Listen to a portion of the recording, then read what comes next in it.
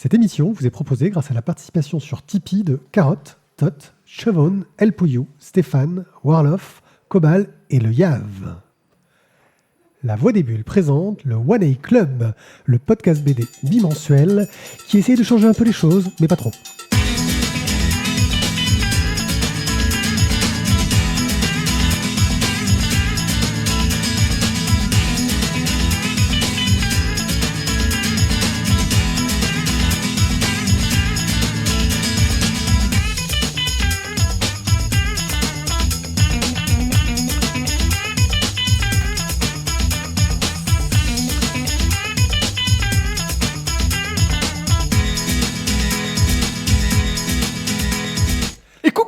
Coucou les gens, une pique, mon gimmick pourri. Bienvenue au One A Club. Le One A Club, un podcast qui parle de bande dessinée. On a un petit peu changé la formule. Mais pas le gimmick. Voilà, on a gardé le meilleur, on a viré le pire, sauf Tizak. Salut Tizak. Ce qui fait que quelque part, on a peut-être toujours le meilleur et le pire. Et Thio qui est aussi là, donc pour nous accompagner, pour vous parler de bande dessinée. C'est toi le meilleur ? Non, c'est juste que je suis toujours là, moi. Ah, pardon. Voilà. Au programme de cet épisode 201, une petite refonte de nos rubriques. Nous allons essayer de faire un peu plus moderne et in. Nous allons donc commencer par une rubrique qui va parler de ce qu'on a trouvé sur le net. Quelques petites choses en rapport avec la BD qui nous ont bien plu, qui nous ont intéressés. Puis nous arriverons à nos chroniques. Ça, c'est le genre de choses qu'on ne change pas, car nous sommes là pour faire des chroniques. Chroniques qui ont été sélectionnées par chacun de nos chroniqueurs. Chacun d'entre eux a ramené du tréfonds de sa bibliothèque 2 ouvrages. Certains ont souffert, se sont fait beaucoup de muscles pour le faire, n'est-ce pas, Tizak ? Oui, des livres lourds, en poids en tout cas. Puis nous jetterons un œil sur Final Space.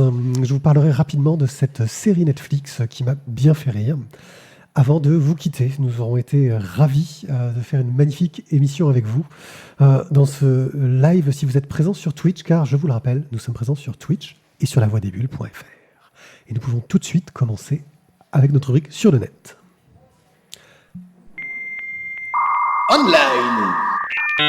Ce vieux jingle qui n'est pas à jour, mais ce n'est pas ce grave. beau lancement, c'était propre. Ouais. Un petit coucou à Azertov qui nous a rejoint aussi. Donc, en online, je vais vous parler de 2 choses que j'ai trouvées très sympas, parce que pendant le confinement, il a bien fallu trouver comment s'occuper.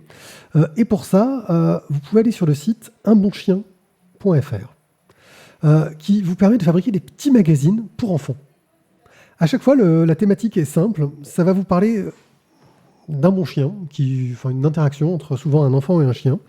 Et vous allez voir plein d'auteurs plus ou moins connus. Moi, j'en ai découvert quelques-uns. Il y en avait que je connaissais déjà. Soledad Bravi, Ilia, par exemple, que je connaissais.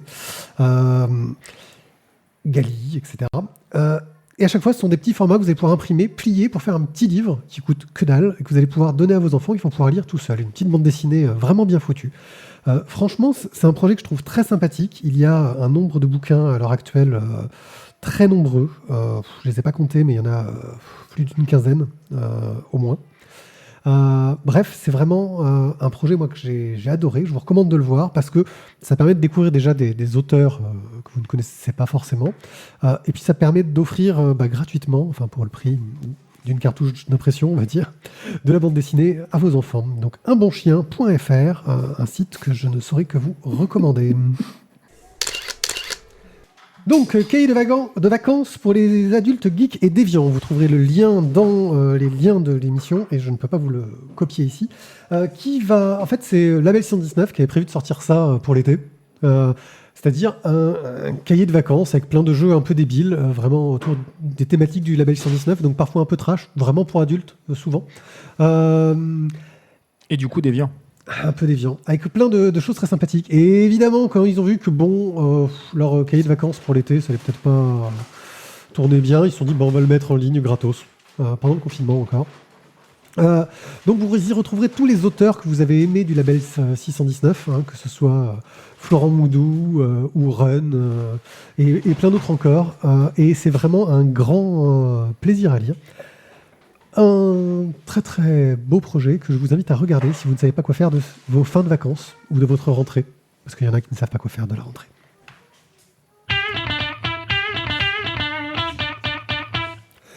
Nous continuons maintenant avec nos chroniques. Nous allons parler de Dans la tête de Sherlock Holmes, une bande dessinée de Benoît Dahan et Cyril Liron, qui est sortie aux éditions Ankama. On en parlait à l'instant. Que Thio va nous chroniquer ? Eh oui. Alors déjà, je vais vous faire un petit peu le pitch. Donc, c'est un petit diagnostic du Dr Watson qui se révèle être un petit peu plus que juste le diagnostic, en fait. On va découvrir une poudre mystérieuse sur ses vêtements. Un ticket de spectacle très particulier va amener donc Sherlock Holmes à penser que le patient n'est pas l'unique victime d'un complot, mais qu'il semblerait qu'il y ait une sorte d'étrange disparition, des étranges disparitions dans Londres. Et forcément, on va aller voir un petit magicien chinois, on va voir plein de choses qui vont se passer. Et on va retrouver d'autres tickets, justement, qui vont confirmer les soupçons de notre cher détective. Alors, forcément, quand j'ai vu ça chez mon libraire, je me suis dit... Merde, encore un Sherlock. En fait, c'est pas ton premier. Ouais, voilà, un petit peu ras-le-bol des adaptations un petit peu foireuses, quoi. On a vu le gars à peu près 100 fois à la télé. Des fois, c'était un gentleman. Des fois, c'était une sorte de lutteur moine de Shaolin. Ils font chier, quoi. Je le prendrai pas. Je me suis dit ça vraiment. Je me suis dit non, je vais pas le prendre. Ça a duré combien de secondes ? Mais forcément. Voilà, forcément. Si je fais la chronique, c'est qu'ils m'ont eu. Ils m'ont eu. Et en fait, je vais peut-être même essayer de vous dire pourquoi. En fait, déjà chez Ankama, en fait, ils ont fait un super taf, quoi. Un papier un peu beige, un peu jauni, une couverture très épaisse avec un trou dedans qui laisse entrevoir la silhouette de la tête de Sherlock Holmes. Les gars, ils savent vendre, en fait. C'est leur taf. Donc forcément, tu te mets à feuilleter. Tu regardes, et puis là, tu vois un petit fil rouge qui va se balader, en fait, de page en page, de case en case. Et l'air de rien, en fait, ça questionne un peu, en fait, ce truc-là. Tu vois, tu te dis, mais... qu'est-ce qu'ils ont voulu faire ? Et puis bon, après le titre, tu vois, Dans la tête de Sherlock Holmes. C'est-à-dire qu'on va arrêter en fait de lire l'histoire qui est racontée par Watson. Ça veut donc dire qu'on va vraiment rentrer dans les cellules grises de Monsieur Holmes. Littéralement. Bon, je suis d'accord, c'est un emprunt grossier à Hercule, parce que c'est lui en fait qui a des cellules grises. C'est ça qui machine chez lui. Bon voilà, donc forcément ça m'a donné envie, donc j'ai commencé, on va avancer un petit peu. Le scénario... bien ficelé, et puis en plus comme c'est un diptyque, tu sais où tu vas, tu sais que tu auras 2 tomes, c'est assez simple, tu te dis ok, c'est bon, un bon scénario de Sherlock Holmes, une belle enquête. Et là après, je pense qu'il faut parler du dessin surtout, parce que dans le dessin on a une couleur, une narration, il y a plein de choses qui passent par là, mais en fait là ils ont fait un tel taf les gars que tout est lié, il n'y a rien qui peut être dissocié l'un de l'autre. Tu peux pas dire tiens le scénario il est à côté, non, le dessinateur et le scénariste, ils ont tellement bossé ensemble que je pense que tu peux vraiment dire que c'est une sorte d'osmose, quoi. Ils ont fait un truc de malade, quoi. Le dessin, je l'ai trouvé beau, je l'ai trouvé créatif. C'est élégant, t'as un petit trait qui est un petit peu angulé sur les personnages, et ça, j'aime vraiment beaucoup. La couleur va donner un petit côté un petit peu rétro sur les pages beiges. Justement, l'intérêt des pages beiges, ça aussi, j'aime beaucoup. Et puis, la composition des planches est absolument hallucinante. T'as rien qui est rectangulaire. Tu vas avoir des trucs qui vont être ronds, des trucs qui vont prendre la forme d'une tête. Tu vas rentrer dans les méninges, tu vas suivre le cheminement de Sherlock Holmes qui va se déplacer les petits bonhommes. Enfin, ça pourrait presque paraître alambiqué au début, mais finalement, c'est super lisible. Et justement, dans ce côté très beau, très créatif, en fait, tu suis le fil rouge, quoi. Tu suis le cheminement dans la tête de Sherlock Holmes et tu passes un moment absolument génial. Alors, forcément, dans mon classement personnel, en fait, à partir du moment où je dis 3 fois « j'aime beaucoup » dans une chronique, c'est qu'en fait, j'ai vraiment kiffé le livre. Ah, tu aimes beaucoup, là. Ouais, donc moi, j'ai trouvé vraiment que c'est un ouvrage qui est absolument unique. Tant par le travail d'édition que par la vision, en fait, des auteurs sur Sherlock. Et voilà. Et ça, j'aime beaucoup. Isaac, c'est là, normalement, on applaudit un petit peu à la fin de la chronique. Non, c'est ça ira. comme quand on est sur France Inter, tout ça. Voilà. Non, c'est pas France Inter. Isaac, tu l'as lu, qu'en as-tu pensé ? Oui, alors je l'ai lu et j'ai envie de dire à peu près la même chose que Mathieu. Alors ça va être un peu redondant, mais sur le même principe que toi, encore un Sherlock. Mais en même temps, moi, quand c'est encore un Sherlock, je me régale. Même quand c'est des gros navets qu'on passe sur Amazon ou sur Netflix ou je sais pas où, je les regarde tous. Quand c'est des bouquins, je me les fais aussi. Même si c'est juste pour les feuilleter chez le libraire, c'est juste un petit bonheur, ce Sherlock. Et alors celui-là, pour le coup, il est tellement bien chiadé au niveau, comme tu le disais, de la construction, de l'édition, enfin le livre, l'objet en lui-même. est beau, est bien présenté, il donne forcément envie, un peu comme un bon plat quand tu arrives au restaurant. Mais quand tu suis la narration, l'histoire est bonne, mais l'histoire c'est un classique, on va dire. C'est construit comme une histoire classique de Sherlock, mais la narration graphique est géniale. Voilà. C'est un travail oubapesque, on pourrait dire, dans l'esprit en tout cas. Et c'est voilà, une réussite sans commune mesure sur un sujet qui pourrait être le Xème Sherlock. Ben non, il trouve son identité, il trouve sa place, et bravo. Je vais un peu te rejoindre. Hein. Il y a un exercice, alors moi, que j'apprécie parce que j'aime les exercices oubapiens. Ce côté de, on va essayer de se donner une contrainte et de lier le fond à la forme de façon vraiment très forte. Et c'est vrai qu'à notre époque, trouver une nouvelle façon d'approcher Sherlock Holmes, ce n'est guère évident. Bref, moi, c'est un bouquin que j'ai beaucoup aimé et qui, je pense, vu qu'on a tous beaucoup aimé, mériterait peut-être un petit coup de cœur, car c'est notre règle, quand les 3 lecteurs de l'ouvrage l'ont aimé, c'est le coup de cœur assuré. Donc, nous parlions donc de Dans la tête de Sherlock Holmes, tome 1 sur 2, l'affaire du ticket scandaleux. Le tome 2 est attendu avec impatience, s'il vous plaît. Yes. Voilà. Hein. Au centre accueil, merci. Voilà, chez Ankama Édition par Benoît Dahan, Cyril Lieron, pour 14,90 €. Et c'est Isaac qui va nous parler d'Aldo Brando, Absolument. de Luigi Critton et je ne sais pas comment, je ne sais plus JP comment au JP. scénario. Ouais, je crois que c'est juste JP. C'est juste JP. Juste JP aux éditions Casterman. Absolument, monsieur. Mais qu'est-ce que c'est donc que ce beau pavé? Alors là, moi, tu vois, j'aurais aimé une petite musique de fond, une musique d'ambiance un peu médiévale, un peu effrayante, un peu obscure. Voilà. On l'a pas. Mais bon, voilà, C'est obscur, ouais. c'est presque ça. C'est très obscur pour nos jeunes lecteurs. Bah, c'est vachement obscur, quoi. Ils l'ont jamais connu, ça. Non, clairement, ils l'ont jamais connu. Alors, on va essayer d'être un petit peu plus précis, pointu. Oui, mais d'abord, on dit bonjour Jérôme. Non, Hello l'archiviste. Hello l'archiviste, bonjour Jérôme. Salut. Alors, ceci est pour toi, monsieur l'archiviste. Nous allons plonger en plein Moyen-Âge, dans une contrée totalement inconnue.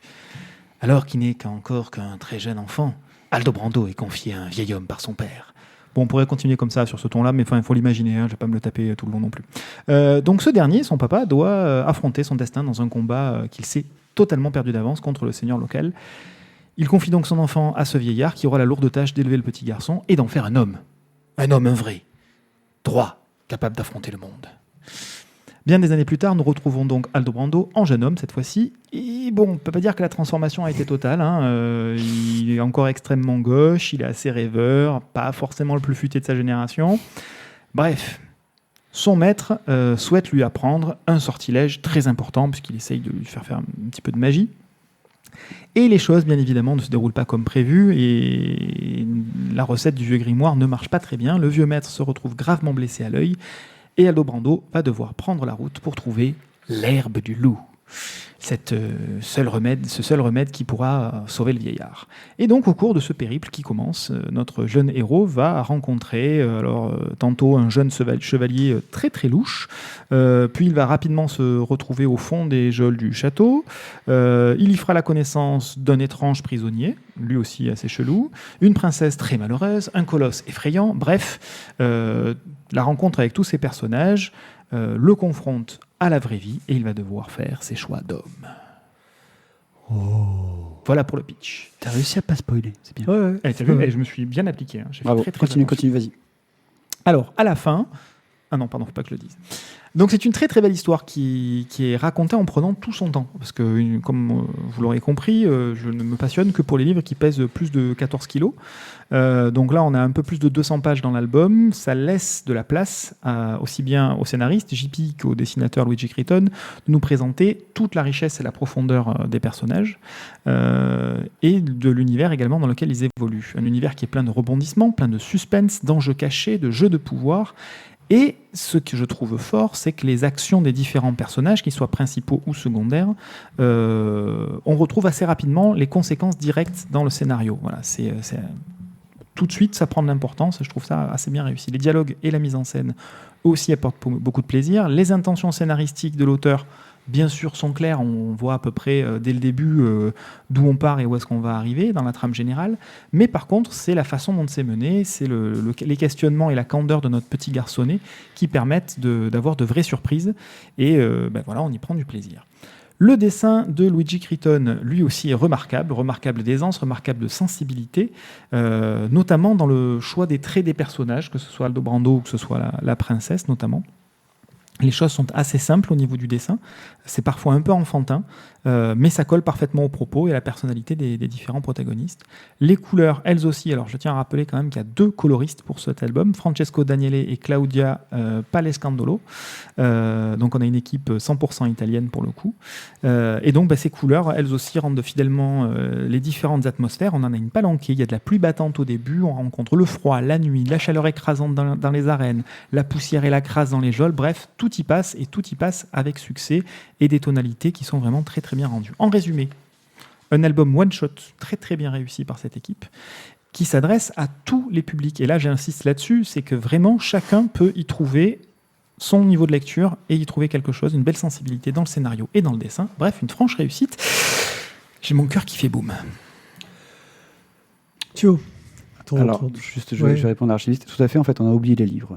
On les a pas. Voilà, sauf celui-là. Sauf celui-là, en fait.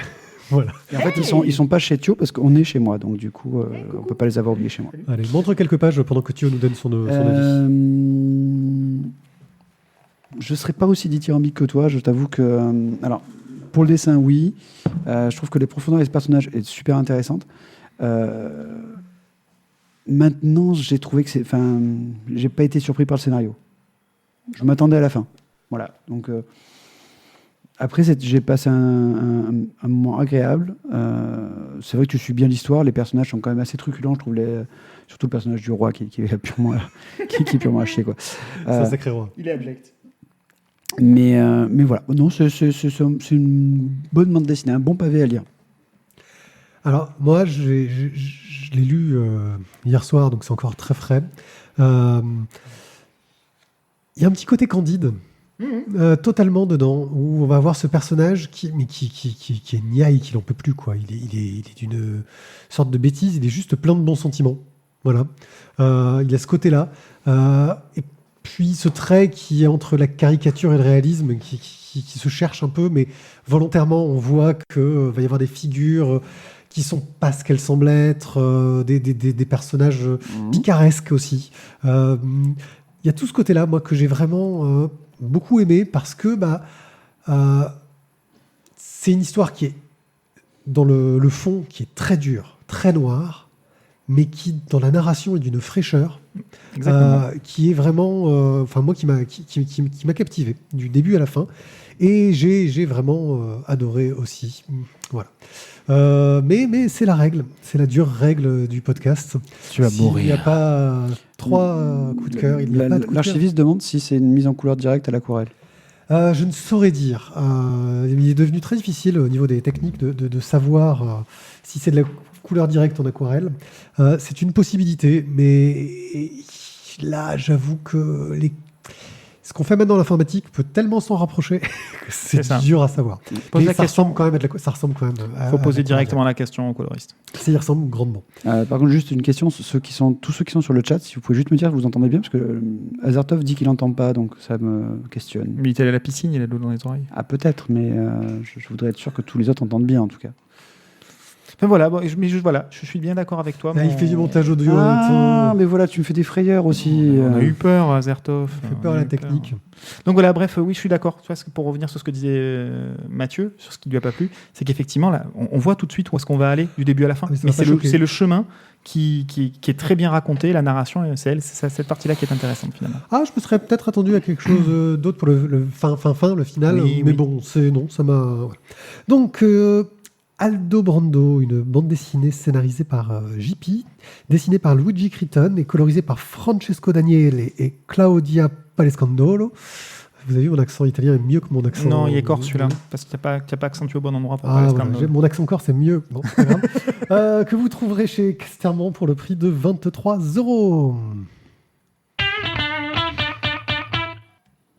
Je vais maintenant vous parler des Dominants, le tome 1, une bande dessinée parue chez Glénat, scénarisée par Sylvain Rimbert, que nous avons parlé récemment avec Conan, le peuple du cercle noir, ou Le Règne. Il est aussi connu pour Orbital, Millennium, il avait repris Millennium en BD, et Le Chant des Runes. Et au dessin et à la couleur, nous avons Martial Toledano, qui avait fait Ken Games et Tebori, que nous avions beaucoup aimé. C'est bon ça. Voilà. Notamment la couleur d'ailleurs. Notable. Oui, c'est un bon coloriste pour lui-même. Absolument.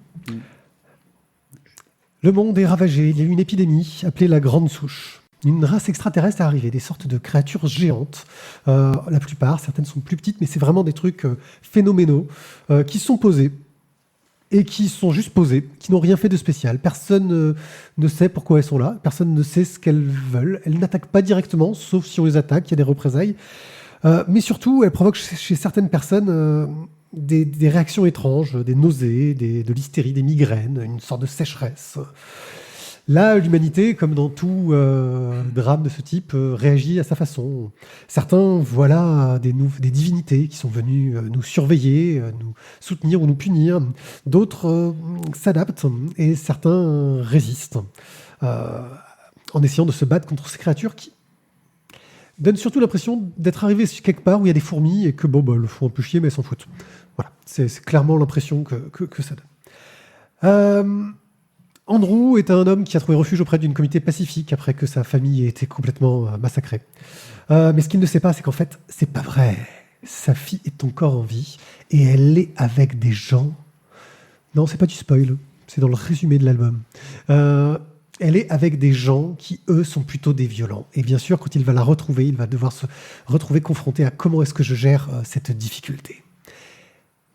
Alors, que dire des Dominants ? Si ce n'est que, on est sur un monde post-apo et une invasion, des types d'histoires assez classiques. Et en plus, dans cette histoire, on voit bien que seule la réaction des humains est importante et que le danger, en fait, est juste là parce qu'il est là. C'est très classique, en fait. On retrouve ce qu'on a pu avoir dans The Walking Dead ou des tonnes d'autres séries de zombies et de monstres et d'invasions. Mais c'est hyper bien mené. Il y a un gros mystère sur l'extraterrestre. On en sait très peu. C'est totalement survolé dans le premier tome. On sent qu'ils vont aller un peu vers là à la fin. Je n'en dirai pas plus pour le coup. Mais voilà, c'est vraiment cette façon de raconter très américaine, avec des grandes planches, des cases qui sont un peu explosées dans les scènes d'action, quelque chose qui en jette, et une narration très sérielle. Ça ferait une super série télé, en fait. Ça ferait un peu des redites, mais oui. Ouais, mais c'est une super fluidité. Ça se dévore du début à la fin. Bref, voilà, on est sur quelque chose qui semble classique, qui a un style graphique qui marche super bien. Martial Toledano a un style à la fois inspiré du manga et de la BD américaine, comme beaucoup d'auteurs espagnols, quelque chose qu'on retrouve assez fort là-dedans, qui marche à la perfection, surtout qu'on n'était pas vraiment habitué à le voir ce genre de style. Il faisait plutôt du contemporain urbain dans ses autres albums. J'espère vraiment en fait que la suite va trouver un moyen de lier les humains et les extraterrestres d'un point de vue narratif, d'une façon ou d'une autre, pour créer un petit peu plus de surprise et d'intérêt. Parce que voilà, c'est le pauvre gars qui essaye d'être tranquille et il rencontre de méchants humains qui eux viennent le faire chier alors qu'il veut juste être tranquille. Enfin, c'est un peu trop cliché. Et j'espère vraiment que cette rencontre entre extraterrestres et humains profitera de cette qualité d'écriture et de dessin qui reste une très grande qualité, mais pour un récit qui manque un petit peu d'imagination pour le moment. Une belle mise en bouche. C'est un premier tome. Thio, qui réagit, c'est ça ? Thio, oui, on va commencer par toi, vas-y. Alors, premièrement, en fait, je trouve ça dommage que dans le résumé, ils aient dit déjà que la fille était présente. Oui, je m'étais basé sur le résumé. C'est dommage parce que je trouvais ça très bien que tu le découvres dedans. Ah, voilà, j'ai spoilé. Parce que moi, du coup, je trouve ça intéressant. Après, bon. Après, on a quand même des grosses bébêtes extraterrestres qui se posent là, comme tu dis, qui ne font rien.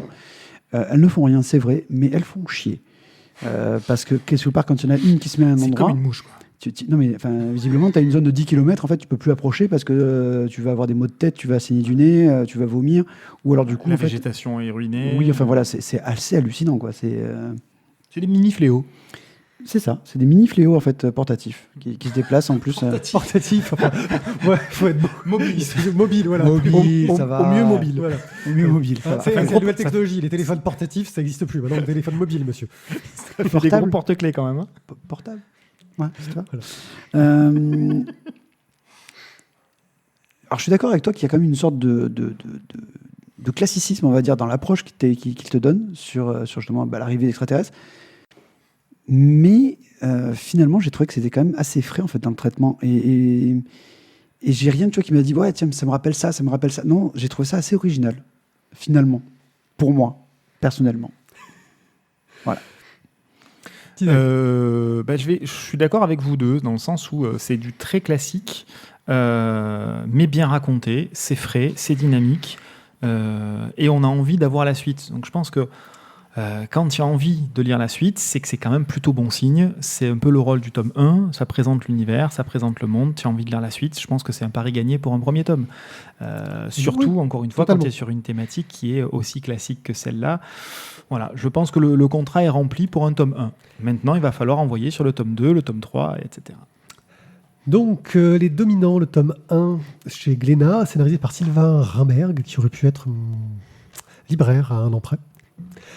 Dessiné par Martial Toledano à 14,95 €.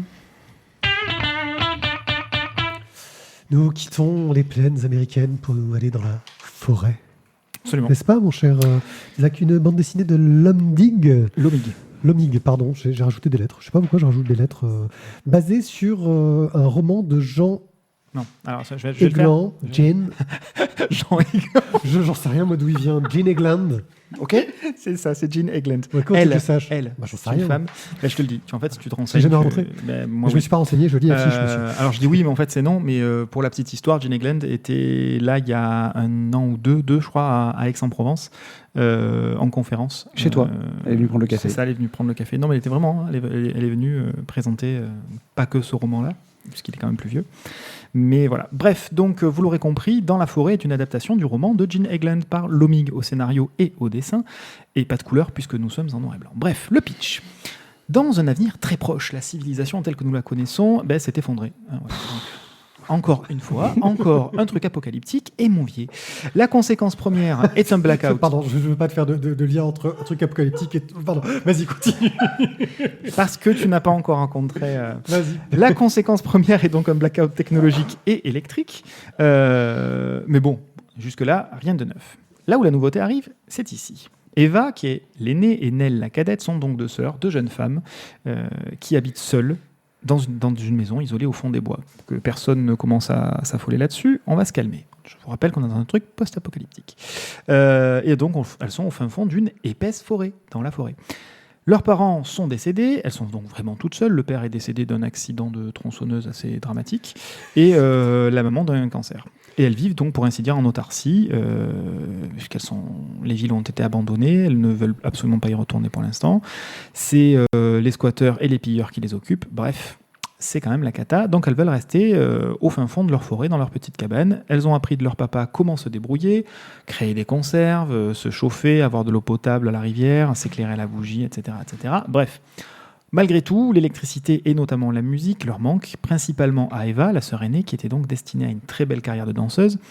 Le problème, c'est que sans musique, comment faire pour danser et s'entraîner ? Et nous arrivons à Noël, les sœurs s'offrent des cadeaux. La petite sœur a cousu en cachette des chaussons de danse pour Eva, et Eva offre à Nell un joli cahier vierge. Comment c'est un cahier vierge ? C'est pourri comme cadeau. Mais non, parce que quand vous n'avez rien, un cahier vierge, c'est juste génial. Des pages blanches, on peut écrire, on peut dessiner, c'est juste fabuleux. Et donc elles prennent soin l'une de l'autre, comme ça, en restant bien cachées du reste du monde et en espérant des jours meilleurs et que les choses s'améliorent et repartent. Je ne sais pas trop comment, mais voilà. Et là, elles découvrent un bidon d'essence. Tadam ! T'as vu ? On avait la même. Et ce fameux petit... d'accord, on avait préparé avant. Ok, d'accord. Oui. On aurait dû te mettre dans la confidence. On a un pas de danse aussi, on se fera à la fin. Et donc la découverte de ce bidon d'essence va quand même semer le trouble dans leur petite vie à cause de toutes les possibilités qu'il offre. Est-ce que on va le mettre dans la voiture pour aller en ville, refaire des provisions, retrouver un semblant de vie normale, même si ce n'est que temporaire. Bref, on prolonge l'attente. Ou bien, est-ce qu'on est un petit peu dans l'instantanéité de la chose, et on profite tout de suite avec le groupe électrogène, et on se retrouve dans une civilisation électrifiée pour notamment écouter de la musique et pouvoir s'entraîner à danser. Et vous l'aurez compris, les deux sœurs ne sont pas d'accord, et c'est ce dilemme qui va être la source de toutes leurs mésaventures pour la suite. Très bien. Alors, Ton avis, encore parce une que- fois, un pitch un peu long, mais parce que le bouquin est énorme. Moi, je ne traite pas des bouquins qui font 25 pages, donc désolé. Le best-seller éponyme de Gene Egland est enfin adapté en une très longue bande dessinée, environ 160 pages, tout en noir et blanc, dessinée de façon semi-réaliste, très détaillée, c'est très agréable. Le scénario originel collapsologique, pour reprendre le terme précis. La différence entre du post-apocalypse. Alors, la minute. Je me la pète, vas-y. La vas-y, minute, fais-toi- la minute. fais ton Non, parce intello. qu'en fait, c'est tout l'avantage d'écrire les Ouais. chroniques. En fait, on essaie de réfléchir un petit peu au truc.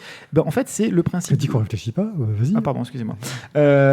Tu dois réfléchir aux conséquences pour notre société de façon immédiate d'un arrêt de la technologie et comment est-ce que l'humanité va y survivre et se reconstruire. Voilà. Donc c'est pas du post-apocalyptique parce qu'il y a eu une explosion nucléaire et qu'il y a des attaques de zombies et des voleurs sur la route, tu vois. Voilà, c'est vraiment, on est dans le beaucoup plus concret et aussi le plus psychologique. Donc ça, c'est un scénario donc coloscopique, c'est ça? Coloscopique, c'est ça. Collapsologique. Bref, et donc c'est très bien retranscrit en bande dessinée par Lomig, qui porte donc toutes les casquettes, on l'a dit tout à l'heure, scénario et dessin. Et voilà, on va se poser les questions classiques dans cet album, liées à les fondements de la civilisation, à l'isolement, à la recherche de moyens pour pallier aux besoins primaires. Encore une fois, rien de sexuel, même s'il y a des petites touches de temps en temps. Les relations humaines, bien sûr, et les réactions psychologiques dans des situations aussi stressantes, tout y passe. Et à mon sens, plutôt traité de bien belle manière. La forêt sera un personnage un petit peu à part entière aussi là-dedans, tour à tour protectrice, nourricière, apaisante, mais aussi parfois inquiétante. Donc voilà, c'est l'ensemble du scénario tient là-dedans. C'est bien retranscrit du roman, puisque pour la petite histoire, moi je l'ai découvert par le biais du roman et par ma femme. Et donc là, c'est l'adaptation BD. La narration use assez fréquemment de flashbacks pour donner notamment de la profondeur aux personnages et à l'histoire dans l'ensemble, pour éviter que les choses tombent un petit peu comme ça du ciel. Et il n'y a pas besoin d'artifices spécifiques, comme on le fait souvent, en rajoutant une couleur différenciante ou ce genre de choses. Là, je trouve que c'est bien intégré dans la narration classique. Il n'y a pas eu besoin d'éléments spécifiques. L'intrigue, voilà, espoir, conflit, tension, angoisse. On n'apporte pas de réponse spécifique dans l'album, mais ça pose en tout cas des questions assez essentielles sur la relation à la nature et la hiérarchie entre l'homme et la nature. Bref, des préoccupations que le récent confinement et les derniers épisodes caniculaires n'ont pas manqué de remettre au premier plan s'il le fallait. Un album qui ne peut pas vous laisser, me laisser indifférent, et ça m'a donné envie de retaper un petit peu le roman, qui est encore plus prenant et plus complet. Bref, pour moi, un coup de cœur. Thio. J'ai rien à rajouter. Ah, t'as rien à rajouter? Non, c'était excellent. Tu dis la même chose? Non, je me suis régalé. Et c'est vrai que peut-être de l'avoir lu pendant le confinement, ça a rajouté une petite bille au truc quand même. Je crois que je l'ai lu avant. Moi aussi, je l'ai lu avant. Et j'ai trouvé ça très bien, mais pas de là à y mettre un coup de cœur. J'ai trouvé ça très bien, réussi. Mais pour tout vous dire, lorsque j'ai dû commencer à préparer des petites vignettes qui s'affichent sur les gens qui sont sur la chaîne Twitch, je me suis demandé, mais qu'est-ce que c'est déjà que ce truc? J'en avais complètement perdu le souvenir. Et ça m'a... Voilà, j'ai trouvé ça bien. C'est ta chronique qui m'a fait me dire « Ah oui, c'est ça !» Ah, comme quoi, elle était Voilà. pas si mal, la Ah non, chronique. mais ta chronique était très bien. Hein. Et je comprends tout à fait l'intérêt que tu y vois. Mais je n'ai pas été aussi pris que vous deux par ce récit, que je trouve très réussi, mais qui, sur certains points... ouais, bon, j'ai pas... Voilà, ça m'a pas marqué, comme ça a pu vous marquer et vous toucher. Je manque peut-être de sensibilité. Voilà. En tout cas, désolé de vous briser votre petit coup de cœur, mais peut-être que des gens se reconnaîtront dans vos sentiments et dans l'appréciation que vous avez de ce livre et le liront. Et ils auront sans doute raison. Dans la forêt, une bande dessinée de Lomig, adaptée du roman de Gene Egland, Yeah, baby. chez Sarbacane.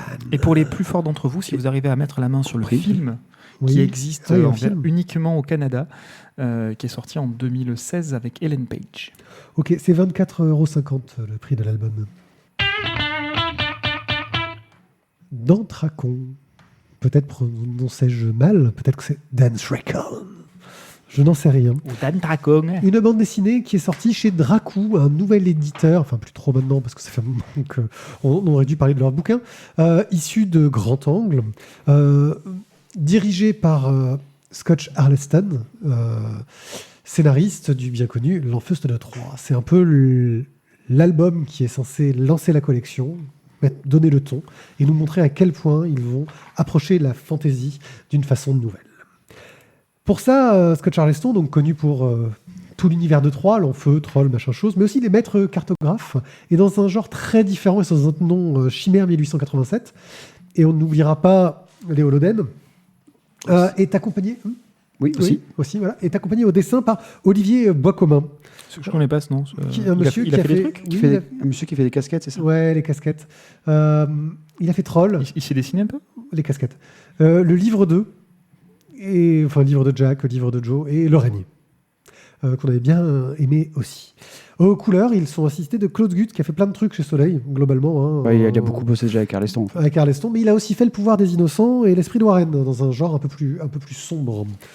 Nous sommes dans un monde médiéval fantastique, avec quelques races originales, et Nuan est le marmiton d'un magot.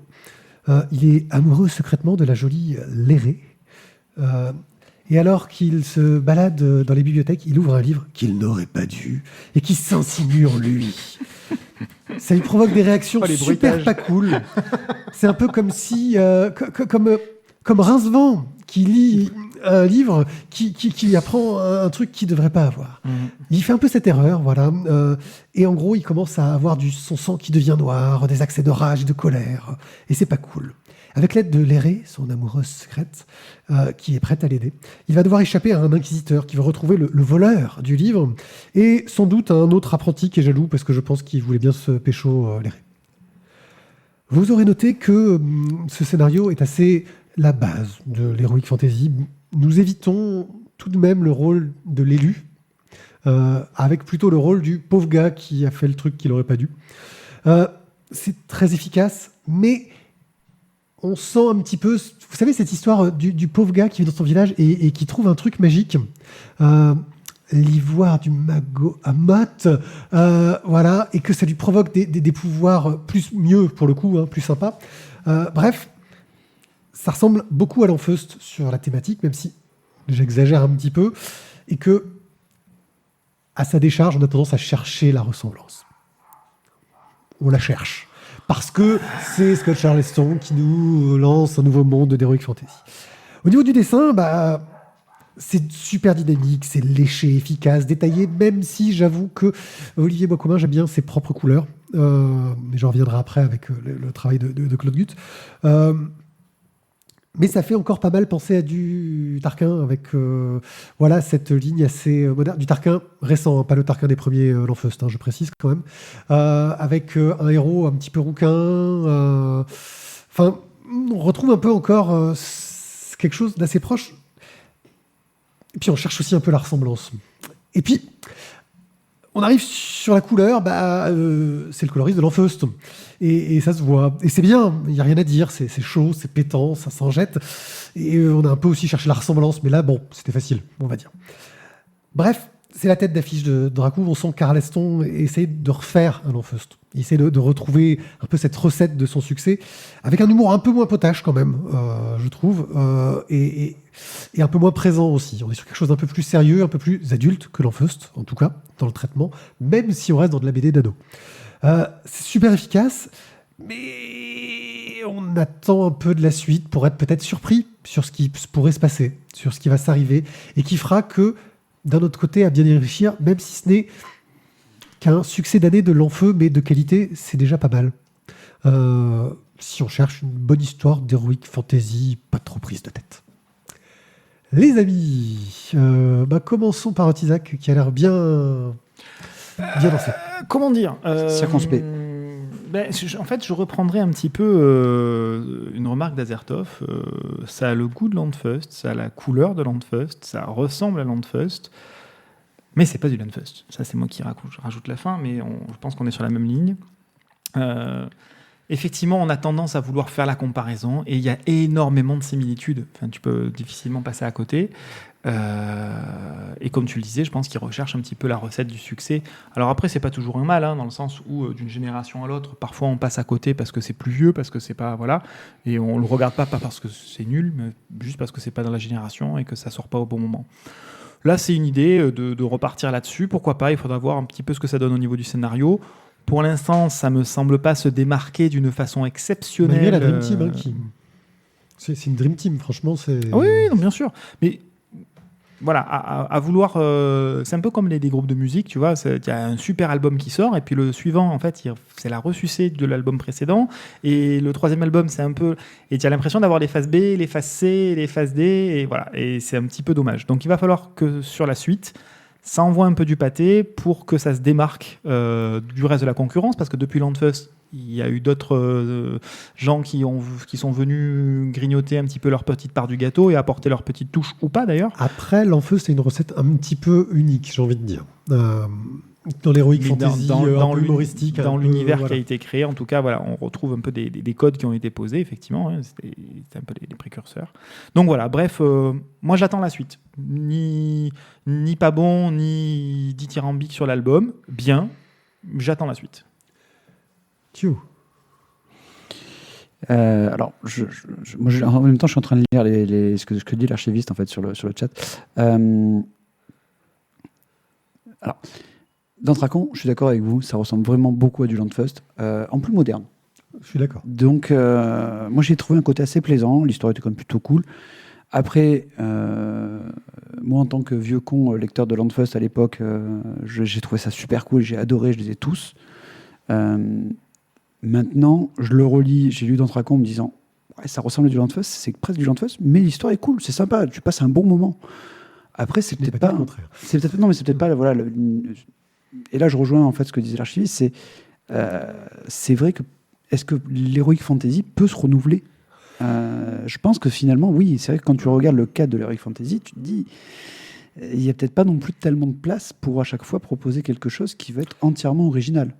Certains auteurs ont réussi en roman, en tout cas. Oui, en roman, mais je te parle... à chaque fois, tu vas avoir un petit changement par rapport au cadre, un petit truc nouveau, mais c'est la règle du genre. Oui, mais la règle du genre, elle est quand même... Mais le cadre est quand même déjà, je trouve, assez strict, finalement, sur l'Heroic Fantasy. Donc, ouais, peut-être que c'est pas si facile que ça de le changer. Mais avec Dantracon, je pense que peut-être que certains jeunes petits cons d'aujourd'hui deviendront peut-être des vieux cons plus tard en parlant de Dantracon et des 8 tomes.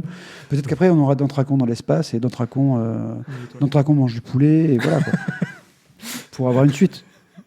Bon, de toute façon, le tome 2, je crois qu'il vient de sortir. On devrait, j'espère, pouvoir le lire. Donc, Dantracon, chez Dracou, par Scott Charleston, Olivier Boiscomin et Claude Gutt, à 14,50 €. On finit cette série de chroniques par Kids numéro 2, dont on va nous parler, Matt. On avait plutôt pas mal aimé le tome 1 de cette BD post-apo zombiesque un peu classique, par Aurélien Ducoudray et Jocelyn Jauré.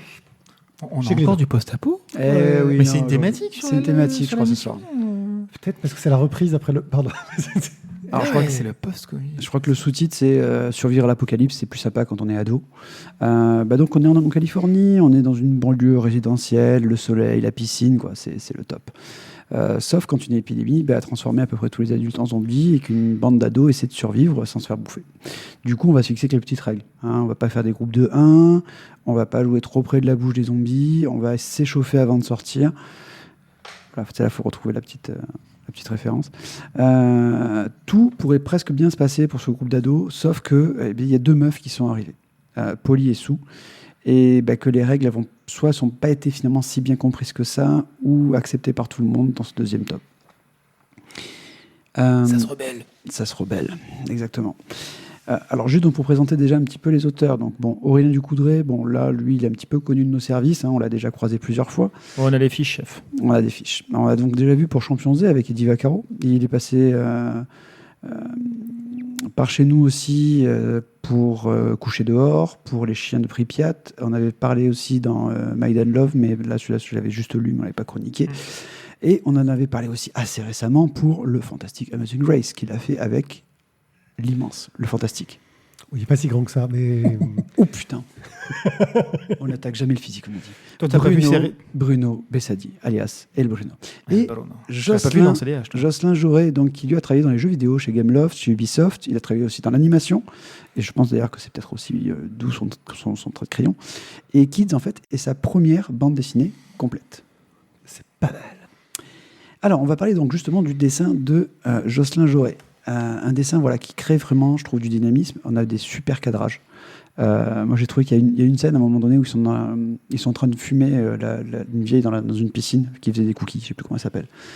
Et en fait, à un moment donné, tu vois le plan en fait, du zombie qui regarde par en dessous. Et en fait, j'ai trouvé que c'était super joli. Oui, il y a des prises de vue vraiment originales.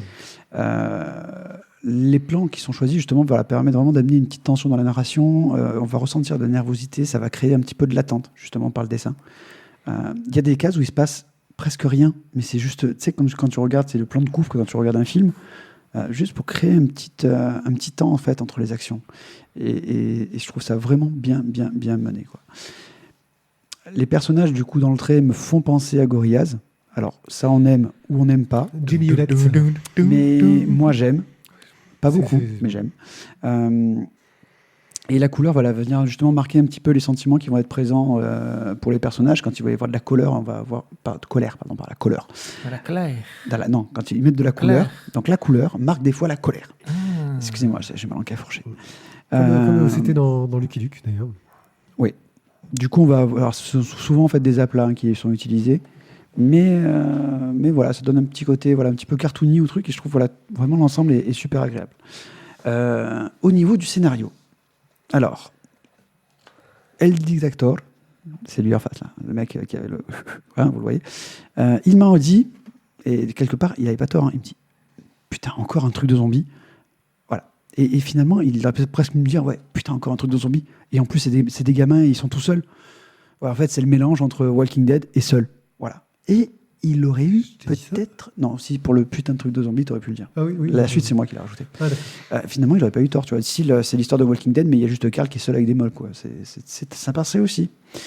Mais le scénario va amener vraiment un petit peu plus de profondeur, en fait. Chaque personnage va avoir des failles, des doutes. Et même si ce sont des gamins qui s'amusent, ils ont chacun eu un vécu qui fait que chacun son secret, quoi. Et finalement, on retrouve quelque chose qui est très adulte dans l'écriture. Et le tempo de la narration est, je trouve, très très bien marqué parce qu'il y a des moments qui vont être très dynamiques avec beaucoup de mouvements, d'actions, de la violence verbale ou physique, et des moments en fait où ça va être très calme et où tu vas peut-être des fois te retrouver avec les gamins qui vont avoir leur petite vie d'ado qui va être très cool, très drôle, ils vont s'amuser à faire une petite vidéo parce qu'il y en a qui s'appelle Spielberg et qui filme tout, où ils vont juste jouer à la console, quoi. Alors du coup là c'est pas un scénario coloscopique, parce que du coup ils ont encore l'électricité. Voilà. Mais et tout ça fait, ça donne un ensemble, je trouve, qui est finalement pas tant une répétition que ça d'un scénario de zombies classique, quoi.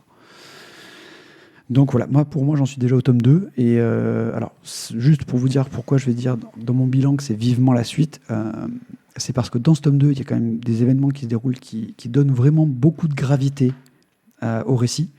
Et j'aimerais bien savoir ce qui va se passer après, parce qu'il y a des choix qui ont été faits, et ces choix vont changer beaucoup de choses. Alors, moi, ce qui me marque, c'est effectivement qu'on est sur quelque chose d'assez classique au niveau de la situation. Voilà, on est encore sur un post-apo, on est encore sur un zombie, on a encore un groupe de gamins. On ne sait pas trop comment est-ce qu'ils survivent, mais ils survivent. Par contre, ce qui est fort, effectivement, c'est la narration. Ce qui est fort, c'est la mise en scène. Ce qui est fort, ce sont les cadrages. Ce qui est fort, c'est l'effet dessin animé sans animation. C'est-à-dire que tout est fluide, voilà, tout est bien posé. Il n'y a pas un dessin avec un enfant qui n'a pas une pose naturelle. Voilà, tout est fluide, tout fonctionne. C'est voilà, tu disais tout à l'heure que mince, le dessinateur Jocelyn Jaurès, c'était sa première BD complète, mais je trouve incroyable. Voilà, c'est un carton plein là-dessus. C'est sa deuxième, celle-là. La deuxième. Oui, sa deuxième, parce qu'il a déjà fait Kids, le premier. Mais... C'est de la même qualité dans le premier, il est rigolo. C'était lui. une blague. Donc voilà, je trouve que c'est extrêmement abouti au niveau de la réalisation, de la narration, du dessin et de la couleur. Moi, après, ce sur quoi j'ai des petites interrogations, c'est où est-ce qu'on va, scénaristiquement parlant. Voilà. J'ai l'impression qu'ils arrivent à faire du très très bien avec pas énorme au niveau du scénario. Voilà. Et ce sont des super conteurs, ce sont des super raconteurs, que ce soit au niveau des dialogues, de la mise en scène ou du dessin et de la couleur. Mais que sur le scénario, pour l'instant, en tout cas, ils n'ont pas beaucoup dévoilé d'éléments. Voilà. On n'est pas allé très très loin au niveau du scénar. Donc j'espère que la suite va prendre de l'ampleur aussi sur ce côté-là. Pas que pour l'instant ça gêne, mais pour la suite, pour que ça aille loin et que ça aille un peu longtemps aussi, pour qu'on puisse en profiter, parce que c'est une vraie réussite. Ah, alors moi, je trouve que ça a déjà pris de Ouais, ça a pris de l'ampleur. Parce l'ampleur. que là, ce tome que j'ai commencé à lire, le tome 1, un petit peu comme le disait Thio, il y a un peu de Stranger Things aussi. Aussi, oui, c'est vrai. Parce qu'il y c'est a vrai. beaucoup de références Voilà. aux années 80. Aux années 80. Mais il y a un passage là dans ce tome-là qui m'a retourné. J'ai été surpris, j'ai été à la fois choqué et à la fois ravi d'être plein de ces émotions-là que tu apprécies quand tu t'y attends pas. Voilà, on va pas spoiler, mais wow, peut-être que c'est parce qu'il est dans un cadre particulier avec des gosses qu'on a l'impression que c'est de la guerre de gosses, etc. Mais il arrive à te dire non mais attends, on n'en est pas que là, quoi. C'est autre chose. Alors ouais, certes, c'est des gosses. Et la question que je me pose, c'est peut-être, enfin, il peut pas les faire grandir parce que le titre de la BD aurait plus de sens. À dose, il va faire pour la suite, je sais pas. Voilà. Adults. Voilà. Mais enfin, moi, j'ai trouvé ça très, très, très bien. Voilà. Donc, Kids de Jocelyn Jaurès, de Aurélien Ducoudray. C'est chez Glénat. Ça coûte 14,95 €. On me signale sur le chat, c'est The Entertainment TV qui me dit qu'il y aurait un jeu de plateau. Et franchement, ça donne plutôt envie si c'est bien mené. Alors, les jeux de plateau sur les zombies, il y en a des tonnes. Ouais, Ça, mais on va aussi. attendre. C'est quoi? On va attendre que l'archiviste l'achète, qu'il Ouais. le teste et qu'il nous fasse une petite chronique Mais là-dessus. quelle bonne idée. Et il faut savoir aussi que le jeu a été, la BD, pardon, a été traduite aux US. Elle est publiée aussi aux US. Donc, apparemment- Ça s'appelle les Kids United. Ouais. Ah. C'était ma blague de la soirée. elle était pas Voilà. mal. Je veux dire, là, Voilà. check. Ouais, non, c'était- Non, mais par contre, moi j'ai trouvé très jolie la couverture qui fait un petit peu référence justement à un personnage un petit peu célèbre de la série Walking Dead aussi. C'est possible, oui. Parce que clairement, pour moi, ça m'a fait très m'est pas marqué. penser à Daryl. Je n'ai pas marqué. Parce que même la coupe de cheveux, si tu veux, avec le cheveu un peu filasse là, qui passe devant les yeux, et l'arbalète. Enfin bon. Allez, on passe à notre nouvelle rubrique. Hors sujet. Et on sort un vieux jingle pour l'occasion, car on n'a pas pu garder notre vieux. On n'a pas encore le nouveau Euh, jingle. Je vais jeter pour vous un œil sur Final Space. Final Space est une série que vous allez pouvoir trouver sur Netflix. Une série animée d'épisodes courts. Donc vous pourriez plutôt rapprocher ça de des Simpsons, etc. Donc c'est sur épisode d'une vingtaine de minutes. Vraiment classique dans la construction. Au départ de la série, on va juste voir un gars seul dans l'espace, avec plein de débris autour de lui. L'air abandonné, un silence quasi total, et une voix robotique qui lui dit « Il ne te reste que 10 minutes d'oxygène. Tu vas bientôt mourir, Gary. » Et là, on commence à s'inquiéter. Et là, flashback, comment Gary en est-il arrivé là? Parce que je vais te dire, s'il continue, finalement, il reste que 10 minutes de la série. La série nous raconte l'histoire de Gary, qui C'est est la saison la plus courte. un astronaute qui a été prisonnier avec son ami Mooncake. Il l'appelait comme ça parce que c'était sa peluche. Voilà. C'est une sorte d'extraterrestre qui en fait a un pouvoir qui le rend capable de détruire des planètes. Il le découvre assez rapidement en cours de route. Et Gary est dans son vaisseau et une de ses punitions, c'est un vaisseau prison. Et il y a un androïde qui est là pour le surveiller. et le faire chier. Tu sais, le gars super lourd et chiant qui est tout le temps avec toi. Bah, il est là. Et en plus, il y a un distributeur de cookies, et à chaque fois que Gary veut prendre un distributeur de cookies, veut essayer de prendre un cookies, non seulement le robot lui fracasse la gueule, et il a 1 an de peine en plus. Sauf que Gary, il veut des cookies, quoi, maintenant. Là. Tu vois, il a plus qu'envie que de ça. Bien sûr, quelqu'un veut trouver Mooncake, la créature étrange, car il pourrait amener au Final Space, un espace infini donc, qui se retrouve au fin fond de la galaxie, et il veut en faire sortir des monstres pour contrôler le monde, enfin un gros méchant classique, etc. On est dans une série humoristique avec un casting au niveau des voix qui est plutôt pas mal. Alors on a le créateur, Olan Rogers, mais on a aussi David Tennant. Juste pour dire, on a aussi Jane Lynch. Je ne sais pas si vous voyez qui est Jane Lynch. C'était l'entraîneuse d'Angly. On a Alan Tudyk. La coach d'Angly, Ouais, celle qui était chasseuse, dont Ouais. les parents étaient chasseurs de nazis. c'est ça. Il y a Alan Tudyk qui Ça, je sais qui était c'est. pilote dans Firefly. Firefly. Ron Perlman. Petit casting, quoi, sympathique. Qui était Salvatore Ouais, dans Le Land de la Rose. voilà. Stupido, stop. Et apparemment, français, c'est pas mal. Ils ont demandé à Baptiste Le Caplin de faire la voix française. Alors moi, j'ai un en VO, donc je sais pas trop, mais j'aime bien Baptiste Le Caplin comme comique. Bref, c'est une série qui est intéressante parce que c'est un humour assez trash, assez violent, vraiment clairement très adulte. Et on n'arrive pas trop et ça arrive à alterner entre des moments un peu mélancoliques, un peu tristes, qui rendent l'intrigue un peu prenante parce qu'on est très inquiet. Parce que bien sûr, il y a 10 épisodes dans la première saison. Au deuxième épisode, ça recommence par le gars seul dans l'espace. Il y a une voix qui lui dit « Il te reste 9 minutes à vivre ». Puis au 8e épisode, il te reste 8 minutes. Voilà. Et c'est vraiment très bien construit. Le héros est insupportable. Il est complètement bizarre. Il y a des moments où tout le monde part en vrille et hurle dans tous les sens. C'est une série vraiment surprenante et étonnante. Que franchement j'ai adoré. Il y a Conan O'Brien aussi qui fait une voix en VO.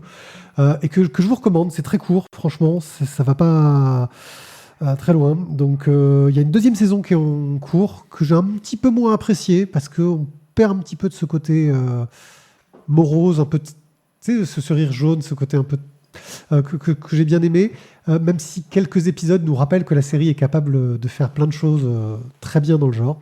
Voilà, Final Space, une série sur Netflix que je vous recommande. Eh bien, Excusez-moi. sur ce, je crois que nous avons fini notre première émission de notre nouvelle formule. On se n'est pas trop mal sorti, j'ai l'impression. Nous avons eu du public et ça, nous en sommes vraiment ravis. Merci beaucoup de nous avoir accompagnés. Nous revenons très bientôt, car vous le savez, nous enregistrons en live 2 émissions d'affilée, le temps de faire une pile de BD que nous avions oublié de faire cette fois-ci, ce qui nous aidera un peu à les regarder et les chroniquer un peu mieux. N'oubliez pas que vous pouvez aller sur lavoixdesbulles.fr pour avoir plein d'infos sur ce que nous faisons, avoir des liens vers les émissions. Vous pouvez nous aider en cliquant sur les petites vignettes qui vous guideront vers une page Amazon qui nous reverse un peu. Et ça fait longtemps qu'ils nous ont rien reversé. Et ça fait longtemps qu'on n'avait pas fait d'émission. Vous pouvez aussi nous soutenir sur Tipeee, car nous avons un Tipeee. Et franchement, les tipeurs, ce sont les gens les plus mieux cool du monde. Hein. Ouais, c'est des very importants tipeurs. Voilà, c'est des gens qu'on aime beaucoup. Des vites. Voilà. Et puis bien sûr, nous sommes présents sur les réseaux sociaux, moi particulièrement. Si vous voulez nous conseiller des choses, nous dire du mal de ce que nous avons dit, nous contredire, vous avez le droit. Nous serons contrariés, mais nous reviendrons quand même pour une prochaine émission. Vous pouvez essayer de trouver des choses qui sont fausses dans ce qu'on a pu dire, et il n'y en aura absolument pas. Et même s'il y en avait, on ne le dira pas. Merci à tous. À très bientôt. Ciao, ciao. Ciao. Bye bye. Bye bye.